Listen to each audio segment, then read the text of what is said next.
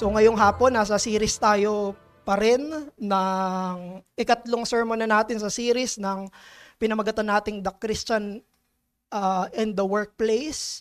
So ito'y tungkol sa pagtatrabaho na kanya-kanya ng mga mananampalataya. Ang objective natin sa mga serye ng pangangaral na ito ay para maluwalhati natin ang Diyos sa ating pagtatrabaho, mapagsisihan natin yung mga kasalanan natin at sa kanya-kanya nating trabaho, na ang Diyos at ang kanyang ebanghelyo ang ating maging motibo doon sa kanya-kanyang panawagan sa atin at makita natin yung trabaho sa isang biblical na perspektibo. Gusto natin na baguhin ng Diyos yung pag-iisip natin pagdating sa bokasyon at makultivate natin yung mga virtues doon sa kanya-kanya nating mga bokasyon. Meron tayong ilang tanong na ibinahagi tungkol dito na sana ay nasagot na at masasagot pa sa mga susunod na mga pangangaral. Ito yung ilan sa mga tanong. Paano mo maluluwalhati yung Diyos sa trabaho? Ano yung mga karaniwang mga kasalanan sa trabaho? Ano yung kasinungalingan ng sanlibutan sa trabaho? Bakit kapaguran at kawalang kapahingahan yung problema sa maraming mga trabaho? Paano nakaapekto yung Genesis 3 sa pagtatrabaho? Anong klaseng trabaho ang makakaluwalhati sa Diyos?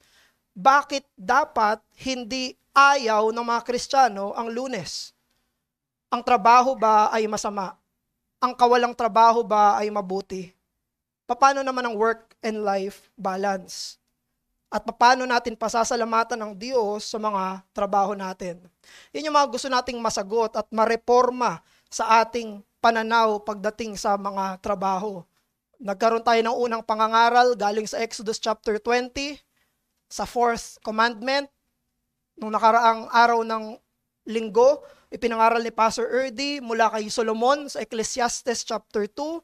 At ngayon naman, kukunin natin ang pangangaral sa Colossians chapter 3, verses 22 to 24. At sa susunod na linggo, si Paul ang mangangaral galing naman sa Ephesians 4, verse 28, kung hindi magbabago.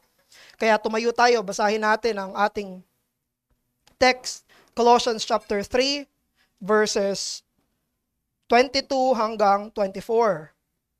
Colossians 3, verses 22 hanggang 24. This is the word of the Lord. Bondservants, obey in everything those who are your earthly masters, not by way of eye service, as people pleasers, but with sincerity of heart, fearing the Lord. Whatever you do, work heartily as for the Lord and not for men, knowing that from the Lord you will receive the inheritance as your reward. You are serving the Lord Christ. Ito ay salita ng Panginoon. Makaupo na po tayo. So, nagbigay si Apostle Paul ng mga imperatives sa mga alipin doon sa passage natin. Tungkol ito sa mga slaves. Ito yung mga totoong lingkod, mga alipin.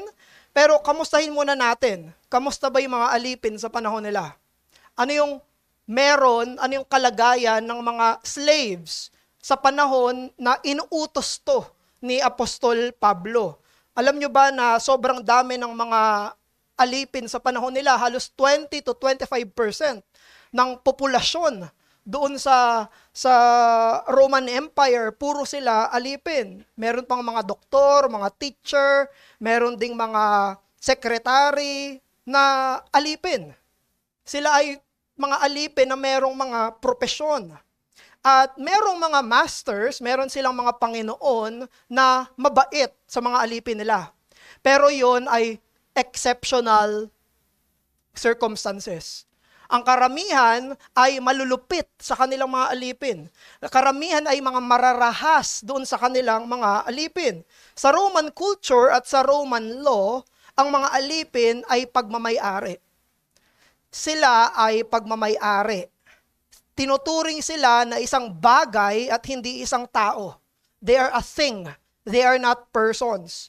mismong si Aristotle ang nagsabi ng mga alipin ay mga tools with a soul. Sila yung mga gamit. Meron nga lang kaluluwa. Walang labor law sa panahon nila para sa mga alipin. Walang kahit anong benefits para sa mga alipin. Kapag sila hindi na makapagtrabaho, pwede silang itapon para mamatay na. Wala silang karapatan na mag-asawa dahil hindi sila tinuturing na tao. Therefore, kapag nagkaanak sila, labas sa kasal, yung anak nila ay pagmamay-ari na rin ng kanilang amo. Ganyan ang kalagayan ng mga alipin sa panahon nila. At imagine niyo sa mga alipin na ganito nung una nilang marinig ang ebanghelyo. Nung una nilang marinig ang kristyanong pananampalataya. Isang klase ng pananampalataya na tinuturo sa kanila na sila ay kapantay, katulad ng ibang mga tao sa harapan ng Diyos, na sila rin ay nilikha ayon sa imahe ng Diyos, na hindi sila mas mababa. Imagine niyo itong mga alipin na nakarinig tungkol sa pananampalataya na tinatawag sila sa pagsisisi at pananalig kay Jesus, at kapag ginawa nila yon, sila'y tatanggapin ng Diyos. Sila'y magiging katanggap-tanggap sa Diyos. Isang pananampalataya kung saan yung mismong amo nila ay mamamatay para sa kanila. Yung mismong master nila ay ibibigay yung sarili niyang buhay para saan? Para sa mga alipin na katulad nila. Isang pananampalataya kung saan mayroong isang komunidad, mayroong kapatiran na hindi sila titignan base sa kababaan ng kanilang estado, kundi tuturing sila bilang kapatid. Ituturing sila bilang kapantay. Ituturing sila bilang matataas na mga anak ng Diyos. Isipin nyo, ganyan ang narinig nilang ebanghelyo sa kanilang kalagayan, at mula doon sa nakapagpapalayang katotohanan na yon, dito nagmumula ang pangangaral at pagtuturo at gabay ni Apostol Pablo. Kaya't sinabi ni Apostol Pablo sa mga alipin na tumanggap na ng ebanghelyo, sundin nyo ang inyong mga Panginoon. Ganyan yung kalagayan nyo. Totoo. Pero sundin nyo ang inyong mga Panginoon sa lahat ng bagay. Imagine that. Sabi ni Pablo, ganun yung konteksto. Pero sabi niya pa rin sa mga alipin, obey your master in everything. Sino nagsabi noon? Yung apostol. Sinabi ni Pablo mismo sa kanila na sila ay magkaroon ng pagsunod, magkaroon ng submission, sila ay magtrabaho na may integridad. At itong text natin, itong pinakamahaba na exhortation ni Paul, kumpara dun sa iba't ibang mga exhortation niya sa iba't ibang mga kalalagayan. Narinig natin kanina nung nag-scripture reading sa Colossians, no? Sa mga husband, isang verse lang. Wife, isang verse lang. Children, isang verse lang. Father, isang verse lang. Sa chapter 4, verse 1, master, isang verse lang. Pagdating dito sa alipin, 3 verse. Medyo expanded. Medyo hinabaan ni Apostle Paul. Bakit kaya? May mga nagsasabi, pwedeng kasama niya na daw si Onesimus, isang aliping naging Kristiyano, habang sinusulat niya to. Pero dito natin makikita na napaka-importante nito. Isang importanteng mensahe para sa mga Kristiyanong nagtatrabaho. Yung ginamit niya na salitang obey, yun din yung salitang ginamit niya para sa mga bata kung paano nila sundin ang kanilang mga magulang. Children, obey your parents. Tapos slaves, obey your masters. Pareho. Iisang pananalita, yung salitang obey. Inuutusan sila na magkaroon ng isang klase ng pag-uugali, isang klase ng aksyon para sa work life ng mga alipin. Ang sinabi sa kanila, be obedient. Ibig sabihin nito, consciously dapat na nilalagay nila yung sarili nila sa ilalim nung nagsasalita nung kanilang mga masters. They should be subordinating themselves. Magkakaroon sila dapat ng respectful attention sa kanila. Ito ang demand ng Christian faith para sa kanila. Merong isang uri ng buhay pagtatrabaho, isang uri ng work ethics. Kahit ang mga Kristiyano sa kanilang pagtatrabaho ay dapat makakitaan ng kasigasigan, kumpiyansa, kasipagan, integridad. Sino? Mga mananampalataya, mga Kristiyano. Mga Kristiyanong may mas mataas na dahilan para gawin yung kanyang best, para gawin yung kanyang pinaka sa kanyang binigay na Diyos na bukasyon. Pero bago natin sabihin yung mensahe, gusto ko muna magbigay ng mga qualifications. Una, kapag sinabi natin dito na works, hindi ito yung Galatians na saved by works. Okay? Works dito ay trabaho mismo. Vocation, yung sinasabi natin dito. It's about our calling.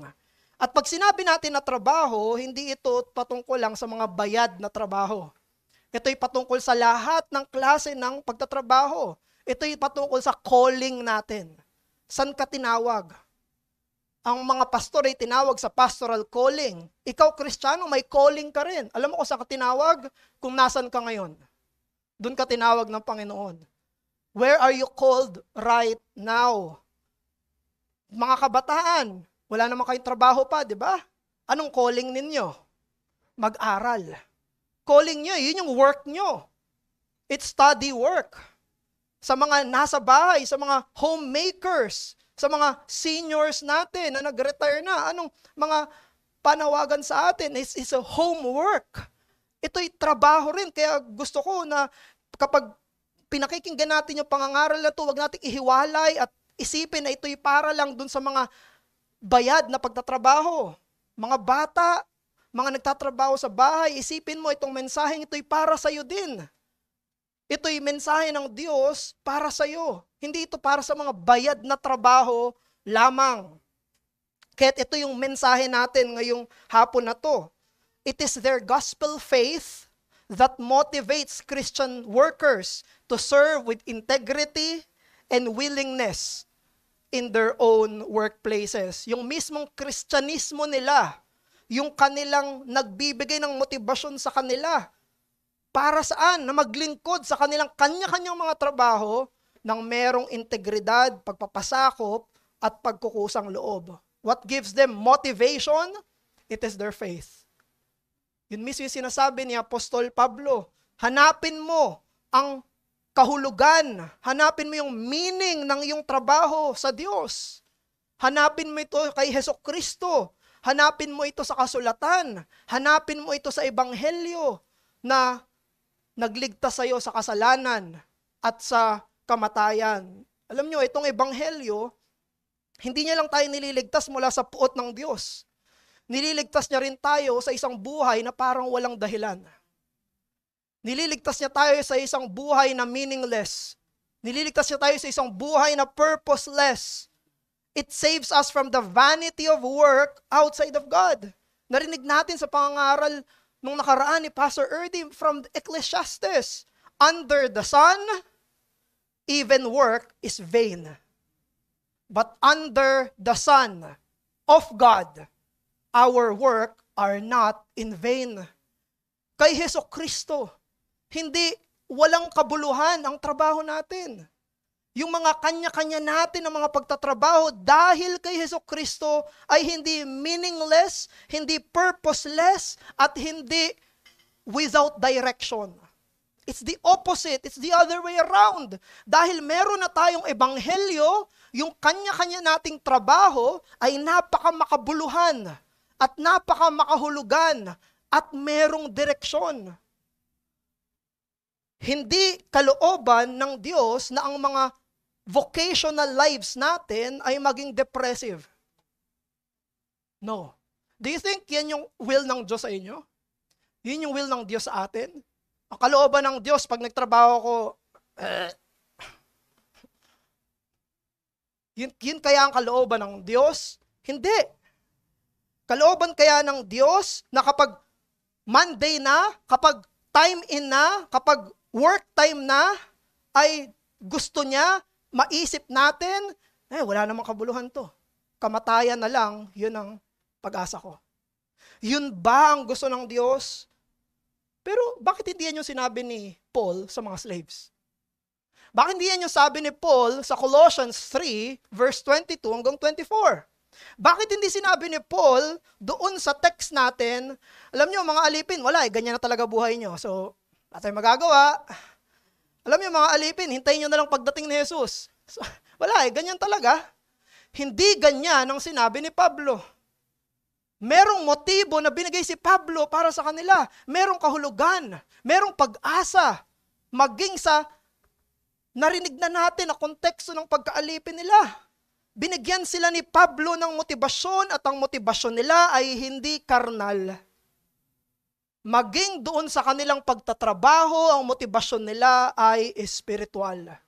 At yan ang tanong natin. Ano yung mga gospel truths? Ano yung mga spiritual truths na motivation ng isang Kristiyano manggagawa? Isang Kristiyanong nagtatrabaho. Number 1, whom they are serving. Kung sino yung pinaglilingkuran nila. At pangalawa, who will be rewarding. Kung sino yung maggagantimpala sa kanila.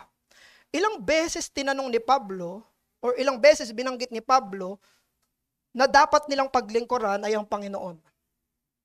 3 verses, 22, 23, 24. Alam nyo, bawat verse na yon, binanggit ni Pablo. Ang pinaglilingkuran mo ay Panginoon. Fear the Lord, verse 22. Work heartily as for the Lord, verse 23. You are serving the Lord, Christ, verse 24. Lahat, pinuno niya yung kanyang exhortation na ang pinaglilingkuran nila maging sa kanilang pagkaalipin ay sino? Ang Panginoon. Pag meron silang takot sa Diyos, mayroon silang takot sa Panginoon, hindi sila magtatrabaho para lang sa kanilang masters. Hindi sila magtatrabaho kapag nandyan lang yung kanilang masters. Kapag nagtatrabaho sila para sa Diyos, hindi para sa mga tao. Pag nagtrabaho sila, ang pinaglilingkuran nila ay ang Diyos na nagkatawang tao. Siya na namatay sa krus. Inilibing at muling nabuhay na muli ang kanilang Panginoon. Verse 24. Sabi nga ng isang commentator, si E.D., yung mga slaves daw, typically, kaya lang silang tatrabaho para hindi sila maparusahan. Yun lang. Para hindi sila maparusahan. Kaya nagtatrabaho sila para ma-please nila yung kanilang master kapag nakatingin sila. At kapag hindi na sila nakatingin, hindi na magtatrabaho yung mga slaves. They tend to slack off when their master is absent. Kaya ang iniisip nila at pag-asa nila, hindi sila mahuli. Yun ang ginagawa nila. Pero ito yung sinabi ni E.D., quote, "But Christian slaves were to work on principle.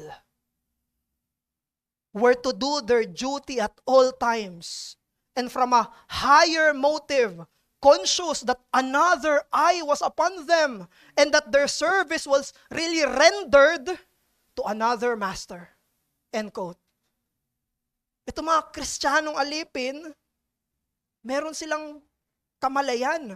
Ang pinaglilingkuran nila ay ibang Panginoon. Mas mataas na motibo, mas mataas na dahilan. Kapag people-pleasing ang prinsipyo sa trabaho, hindi yan magkakaroon ng integridad. Ang integridad ay nanggagaling lang kapag alam ng Kristiyano kung sino yung totoo niyang pinaglilingkuran. Ang Panginoon. The Christian worker finds his highest motive in knowing that even in his vocation, that is an occasion to serve and honor Christ. Nakukuha ng isang Kristiyanong trabahador ang pinakamataas niyang motibo sa kaalaman na maging ang kanyang bukasyon ay isang pagkakataon para parangalan si Hesukristo. Merong isang TV show sa UK at US na pinamagatang Undercover Boss. Isa yung palabas kung saan yung pinaka-CEO ng isang kumpanya ay nagpapanggap na isang ordinaryong empleyado. Papanggap sila. Para saan? Para makita nila kung sino yung nagtatrabaho talaga ng maayos. At sa dulo ng palabas, palagi, inire-reveal yung disguise niya na siya pala yung totoong may-ari ng kumpanya. At dito sa palabas na to, nakikita kung sino yung tatamad-tamad kapag walang importanteng tao ang nasa paligid. At dito rin nakikita kung sino yung ma-integridad kahit na walang nakatingin doon sa kumpanya. Kaya madalas may mga repercussions, may natatanggal, meron ding nabibigyan ng pabuya. Ganyan ang Kristiyanong trabahador. Ang Kristiyanong trabahador ay dapat merong kamalayan na hindi siya nagtatrabaho para lang sa tao. Nagtatrabaho siya para sa ibang Panginoon. Mas mataas na Panginoon. Ang Panginoon ng mga Panginoon, ang Hari ng mga Hari. Meron siyang ginagawa. Dahil alam niyang may nakatingin sa kanya. At yun ay ang kanyang tagapagligtas. Ang isang mananampalataya ay tinatanggap yung paalala ni Pablo sa Kolosas 3 na 3 ulit. Ang pinaglilingkuran niya ay si Hesukristo. Ito yung sinasabi ni Paul. Ang mga spirit-filled na mga Christian workers, they serve Christ with a coram deo attitude. Nagtatrabaho sila na alam nila na sila ay nasa presensya ng Diyos. Maging sa kanilang kanya-kanyang opisina, kanya-kanyang trabaho, kanya-kanyang gawain, panawagan, bukasyon ng kanilang calling, alam nila sila ay nasa harapan ng Diyos. They are fully aware that there is a different master. That's why ito yung hamon sa'yo na hayaan mo yung best work ethic mo ay manggaling dun sa katotohanan, hugutin mo dun sa katotohanan na si Kristo ang pinaglilingkuran mo sa iyong trabaho. Sa trabaho mo, si Kristo ang pinaglilingkuran mo. You're serving the Lord Christ. Sabi ni C.T. Studd, only one life will soon be past, only what's done for Christ will last.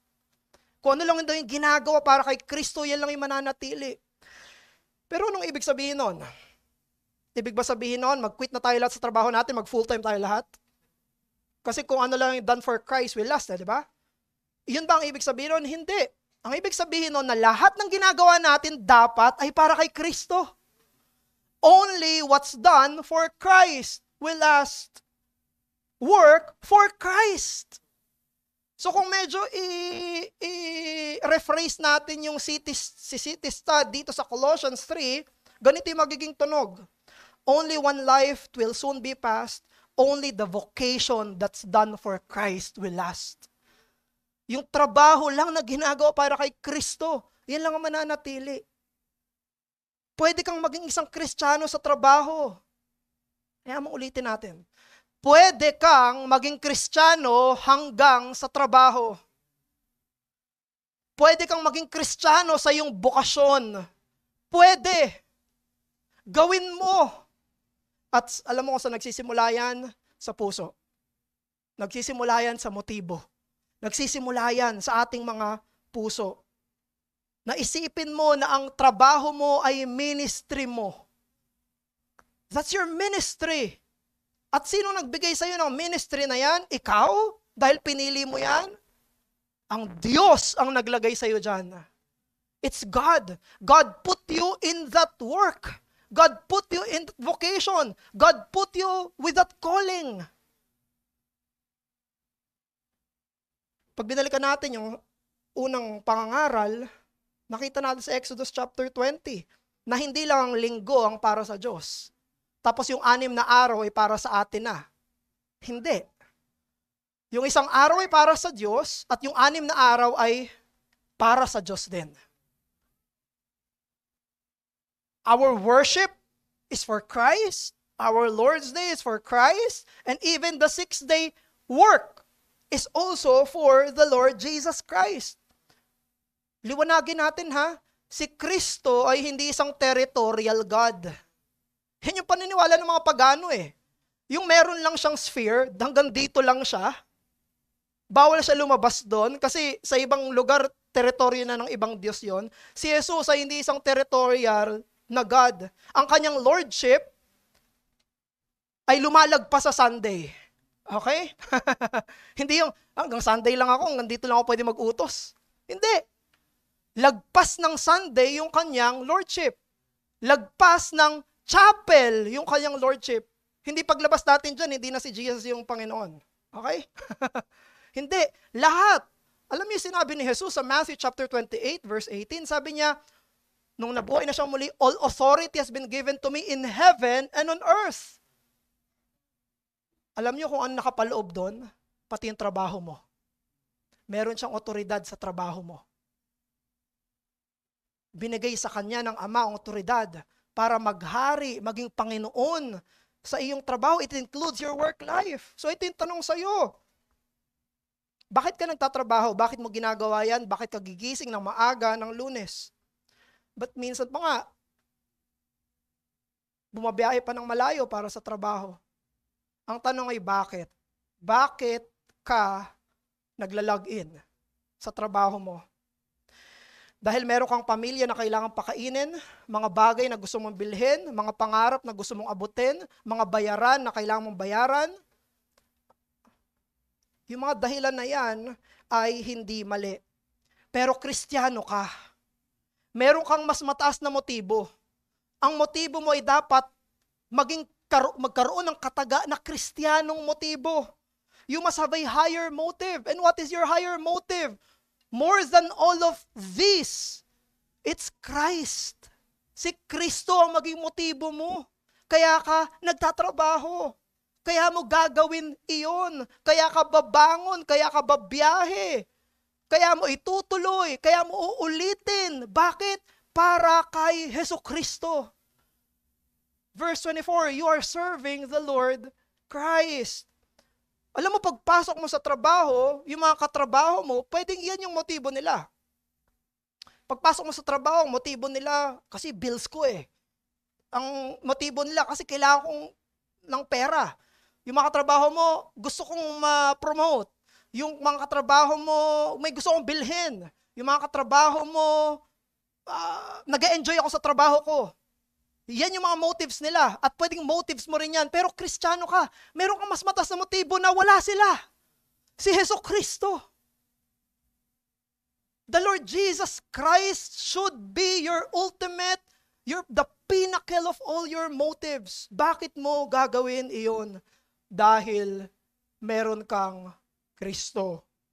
Si H.A. Ironside, isa sa mga palagi niyang kinakwento sa mga estudyante niya, I think sa Bible school to, palagi niyang kinakwento tungkol dun sa isang kasambahay, isang maid. Kinikwento niya yung isang kasambahay na tinatanong kung paano niya nalaman na siya ay isang tunay na Kristiyano. Maraming tatanong, paano mo nalaman tunay na Kristiyano ka dun sa kasambahay? Ito yung sagot ng kasambahay. I know that I'm a Christian because I sweep under the rugs now. Alam kong Kristiyano kasi winawalis ko na pati nasa ilalim ng basahan eh. Ang genuine conversion ay nagdudulot ng integridad at nagdudulot ng kasipagan. Nagdudulot ito ng kamalayan na maging sa kanilang trabaho si Jesus ay Panginoon at nakatingin siya at ito ay para sa kanya na. Hindi na ito para sa sarili niya. Hindi na ito para sa tao lang. He is not serving men. Yung men na siya, men na iba, men na pamilya niya, men na neighbors. He's serving the Lord Christ. Kaya when the motive is Christ, the better the work ethics. Kapag ang motibo ay si Kristo na, mas gaganda ang kalidad ng mga pagtatrabaho. Hindi niya ito babara-barahin. Hindi niya ito babasta-bastahin. Dahil si Jesus ang kanyang Panginoon. At itong panawagan at salita ng Biblia sa iyo, nasa opisina ka, nasa eskwelahan ka, nasa tahanan ka, ang lahat ng mga tasks mo, they are avenues to honor God. Tignan mo ang iyong trabaho sa lente ng Ebanghelyo ni Kristo. Makatagpo ka nawa ng kasiyahan sa paglilingkod sa Kanya, labas dito sa pagsamba. Maging labas sa pagsamba. Pero pangalawa, who will be rewarding? Sino ba yung magpapabuya? Isa itong normal na prinsipyo, kung sino yung pinagtatrabahuhan mo, sila yung magpapasahod sa'yo. Kung sino yung pinaglilingkuran mo, sino yung boss mo, sino yung employer mo, siya yung merong obligasyon na pasahurin ka. At anong sabi ni Paul sa verse 24? Knowing that from the Lord you will receive the inheritance as your reward. Pinakita niya pati yung resulta ng pagtatrabaho. Yung gantimpala doon sa pagtatrabaho para kanino? Kay Kristo, verse 22, kay Kristo, verse 23, kay Kristo, verse 24. Ano yung gantimpala? Nasa verse 24. Knowing that from the Lord you will receive the inheritance as your reward. Now, balik tayo sa slavery. May benefits ba yung pagiging slave? Meron ba yung benefit? Meron ba yung advantage? Naisipin ng isang tao, gusto ko maging slave na lang. Meron ba nun? Alam nyo, wala. Yung mga alipin, wala nga silang pamana. Lahat ng pagmamay-ari nila ay pagmamay-ari ng amo nila. Maging sila, pagmamay-ari sila ng amo nila. Wala silang mamanahin. Maging sarili nilang anak, hindi sa kanila, sa amo nila. Hindi nila pagmamay-ari iyon. And that's what brings this verse 24, the power and the impact to the original slave Christians. Isipin nyo, wala silang kahit anong benefit. Wala silang kahit anong advantage. Tapos sasabihin ni Apostle Paul, sa kanila na walang kahit anong magiging benepisyo, sinasabi niya, from the Lord, you will receive something. You will receive the inheritance from the Lord. Yung mga mana na yan, tinatanggap yan by birth. Pag pinanganak ka, na nasa isang magandang pamilya, may mamanahin ka. Pag pinanganak kang alipin, naging alipin ka, wala ka na. Wala kang mamanahin sa panahon nila. Pero itong mana na ito ay hindi by virtue of their birth. It's by virtue of their new birth. Sila ay ang mga anak na ng Diyos. Sila ay mga mananampalataya na. Sila ay mga Kristiyanong alipin. At merong benepisyo, merong matatanggap sila sa kanilang buong buhay na paglilingkod na ini-encourage ni Apostle Paul. Huwag kayong mag-alala. Habang ginagawa nyo yan, meron kayong matatanggap mula sa Panginoong Hesukristo.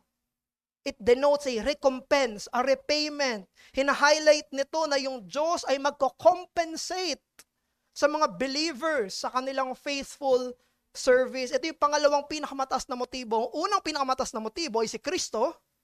Ang pangalawang pinakamataas na motibo ay yung gantimpala ni Kristo. Yung nasa kamay niya.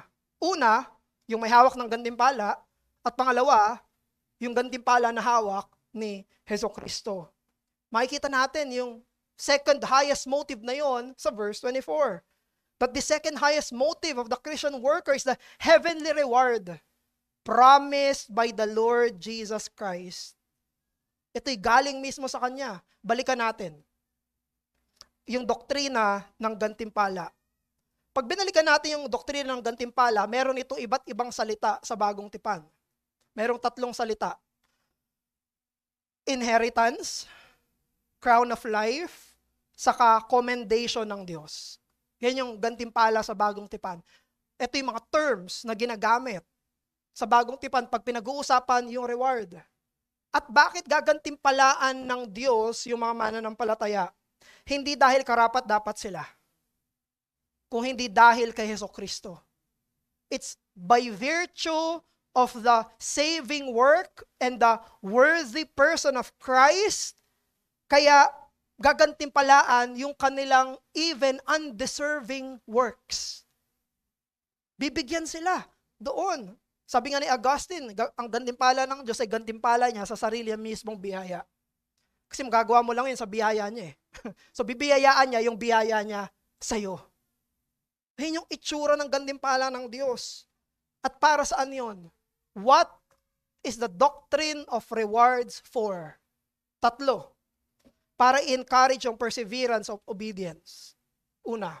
Pangalawa, para ipakita na ang Diyos ay patas at mabuti. Pangatlo, para i-highlight na ang grasya ng Diyos ay namumunga. There's fruitfulness of grace. And I believe, ito rin yung dahilan kung bakit sinabi ni Pablo yung verse 24. Bakit sinabi ni Pablo yung verse 24 para sa same purpose. Para yung mga alipin na kausap niya ay ma-encourage na ituloy nila yung kanilang trabaho. gawin pa rin nila yung kanilang obligasyon sa kanilang mga trabaho, na sundin nila ang Diyos maging sa kanilang bukasyon. Pangalawa, para ma-manifest na kahit sa isang buhay na pagkaalipin na napaka-unfair, napaka-walang justice, may justice ang Diyos. At mayroong kabutihan ng Diyos para sa kanila na pwede nilang panghawakan. At ina-highlight din noon yung biyaya ng Diyos na mamumunga yung kanilang graces hanggang sa trabaho nila. Hanggang doon may bunga. Abot, bukasyon yung biyaya. Hanggang doon ay may bunga. That's why, despite the disappointing compensations for your work, hold on to the hope of Christ's promised reward. Pwede mong maisip, parang hindi naman sapat, parang hindi naman tama yung nagiging compensation sa akin sa mga ginagawa ko sa trabaho ko. Panghawakan mo yung ipinangako sa verse 24. Panghawakan mo na mayroong gantimpalang ibibigay si Hesukristo, at yung gantimpalang yun, wala kang mairereklamo. Hindi lang yun sapat, higit pa.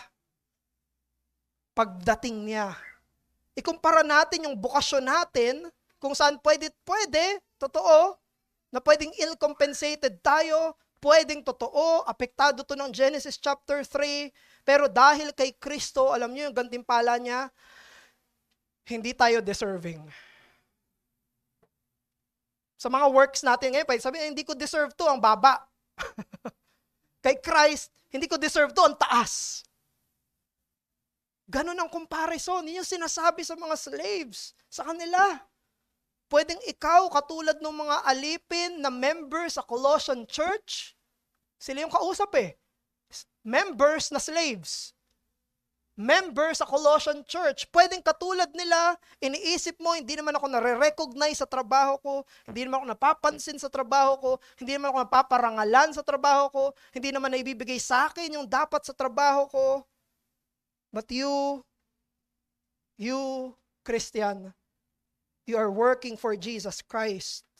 Meron kang mas mataas na motibo, na mas higit pa sa kayamanan, higit pa sa mga recognitions dito. Kaya't gawin mo yung araw-araw mong trabaho nang merong pag-aasam at paghihintay na darating yung tunay mong boss, na darating yung tunay mong Panginoon. At ang hinihintay mo ay yung araw kung saan sasabihin niya sa'yo, "Well done, my good and faithful servant." Yun yung pinakaasamin mo, mananampalataya. Bakit ka magtutuloy sa trabaho kung saan ill-compensated ka? Bakit ka magtutuloy sa isang trabaho kung saan unrecognized ka? Dahil darating si Jesus at bit-bit niya ang kanyang gantimpala. That's why. Dahil nandyan siya. Meron kang mas mataas na dahilan. Si Martin Luther, sinabi, isa itong famous quotation sa kanya, pero apocryphal to. Sabi, hindi sure kung siya talaga yung nagsabi.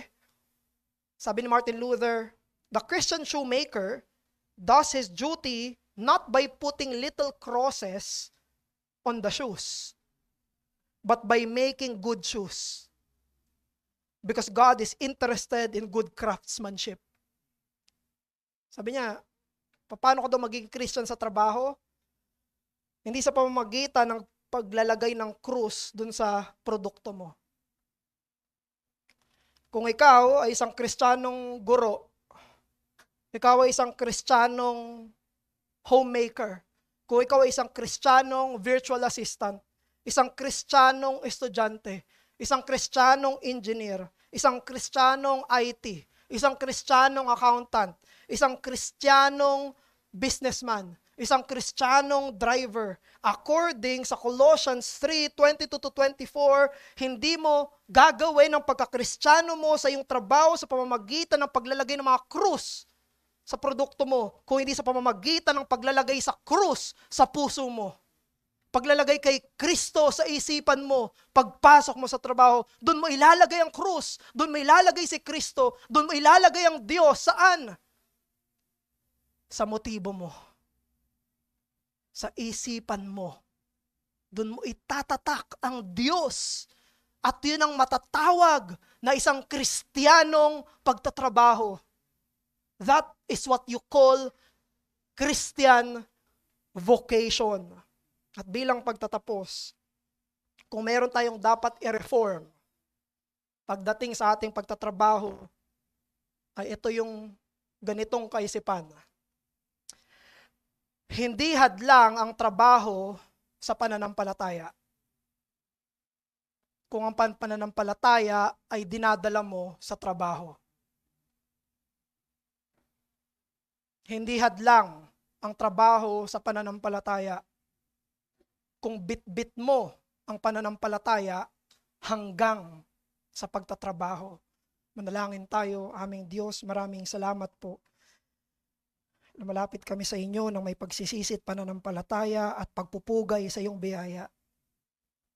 Tawarin niyo kami, O Diyos, kung hindi espiritual ang motibo namin sa pagtatrabaho. Patawarin mo kami, O Diyos, kung hindi na si Kristo ang aming pinakamataas na tinitignan para sa aming pagtatrabaho. Tulungan niyo at hulmahin niyo kami na ibalik kami sa Kanya. Huwag niyo kami hayaan na magtrabaho na parang hindi mananampalataya, na parang kami nagtatrabaho lang para sa sahod, nagtatrabaho lang para sa recognition, nagtatrabaho lang para sa pagkain, pangarap, mga gustong bilhin. Bigyan mo kami, O Diyos, ang mas mataas na dahilan. At ano nga pa nga bang mataas na dahilan kung di ang iyong anak? Siya lang ang pinakamataas na dahilan. Pinupuri ka namin, aming Diyos. Salamat sa iyong pagreforma maging sa pagtatrabaho. Ito'y biyaya sa amin. Sa pangalan ni Jesus. Amen.